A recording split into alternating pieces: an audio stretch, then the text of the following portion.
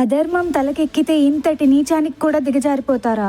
ధర్మరాజు తనని తాను జూదంలో ఓడిపోయాక కూడా తన ధర్మాన్ని అడ్డు పెట్టుకుని ద్రౌపదిని పందెంలో పెట్టమంటారు. తన ధర్మం తప్పలేక ఆటలో ద్రౌపదిని పెట్టి ఓడిపోయి దాసీని చేసేస్తాడు ధర్మరాజు. తనని సభలోకి తీసుకురమ్మంటాడు దుర్యోధనుడు. నిజానికి ద్రౌపదికి అది నెలసరి సమయం, అంటే ఏకవస్త్రంతోనే ఉంటుంది. అలాగే ఏ పురుషుడు తన గదిలోకి వెళ్ళడానికి వీల్లేదు. ద్రౌపది ఒప్పుకోకపోయేసరికి దుశ్శాసనుడిని పంపిస్తే ఇంకా అతను ద్రౌపది గదిలోకి వెళ్లి జుట్టు పట్టుకొని మరీ ఇచ్చుకుంటూ తీసుకొస్తాడు. తన వస్త్రాల నిండా రక్తం, నిస్సహాయతలో పాండవులు. దీన్ని ఎలా ధర్మం అంటారు అని ద్రౌపది సభలో ఉన్న వాళ్ళందరినీ ప్రశ్నిస్తుంది. భీష్ముడు, ద్రోణాచార్యుడు, విదురుడు, ధృతరాష్ట్రుడు అందరూ మౌనంగా ఉండిపోతారు. ఇంకా ఆపింది ఒకే ఒక కౌరవుడు, వికర్ణుడు. ఇది కరెక్ట్ కాదు, ఆమె మనకి తల్లితో సమానమని చెప్తాడు. వెంటనే కర్ణుడు లేచి వికర్ణుణ్ణి ఆపి ద్రౌపదిని వేశ్య అని అవమానిస్తాడు.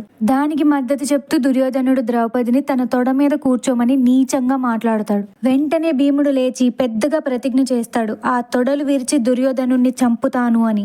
ఇంకా అప్పుడు దుర్యోధనుడు కాదు, కర్ణుడే స్వయంగా ద్రౌపది వస్త్రాలు ఒలిచేయమని దుశ్శాసనుడికి ఆదేశమిస్తాడు. విదురుడు ఎంత చెప్తున్నా సరే దుశ్శాసనుడు వినకుండా ఆ స్త్రీని వివస్తరణ చెయ్యాలని చూస్తాడు. కానీ ఒకవైపు ద్వారకపై వచ్చిన సాల్వ మహారాజుతో యుద్ధం చేస్తూ కూడా ద్రౌపది శీలాన్ని కాపాడుతాడు కృష్ణ పరమాత్ముడు. ఇంకా దీని తర్వాత ఆ సభలో వచ్చిన ప్రతిజ్ఞలు, శాపాలు తెలియాలి అంటే ఫాలో ఫర్ నెక్స్ట్ పార్ట్.